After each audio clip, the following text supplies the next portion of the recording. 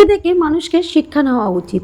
যদি তুমি কাঁটাযুক্ত হতে পারো তবেই তোমাকে সবাই ভালোবাসবে। আর যদি তোমাকে তোলা বা তোমাকে হাতে রাখা খুব সহজ হয় তাহলে কিন্তু কেউ তোমাকে ভালোবাসবে না, তোমাকে পাত্তা দেবে না। হ্যাঁ, যেমন দেখো গোলাপ ফুল, গোলাপ তুলতে গেলে আমাদের হাতে কাঁটা ফোটে, আমাদের রক্ত ঝরে। আমরা কিন্তু গোলাপকে দারুণ ভালোবাসি, একেবারে সযত্নে পয়সা দিয়ে কিনে নিয়ে সাজিয়ে রাখি ফুলদানিতে, অথবা কোনো প্রিয় মানুষকে গিফট করে থাকি, তার দাম যাই হোক।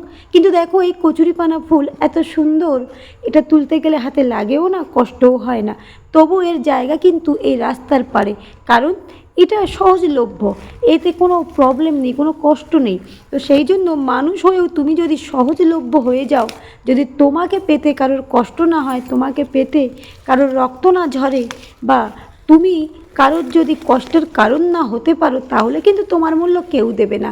তো আজকের বাজারে তারই মূল্য আছে পৃথিবীতে, যে অন্যের দুঃখের কারণ, অন্যের কষ্টের কারণ, যার জন্য অন্যের বুকে রক্ত ঝরে, আর যে অন্যের আনন্দ দেওয়ার চেষ্টা করে, যে অন্যকে শুধুই ভালো দেয়, শুধুই সুন্দর মুহূর্ত দেয়, তাকে কিন্তু কেউ মনে রাখে না। কারণ স্বার্থের যুগ, স্বার্থ ফুরলে সবাই তাকে লাথি মেরে ফেলে দেয়। তার জন্য আমাদেরকে ফুলের মতো সুন্দর অবশ্যই হতে হবে, তবে কচুরিপানার মতো এত সহজলভ্য নয়, গোলাপের মতো কাঁটাযুক্ত, যে আমাদেরকে কেউ যদি তুলতে আসে তাহলে তার হাত যেন রক্তারক্ত হয়, তবেই আসল মর্যাদা পাবে।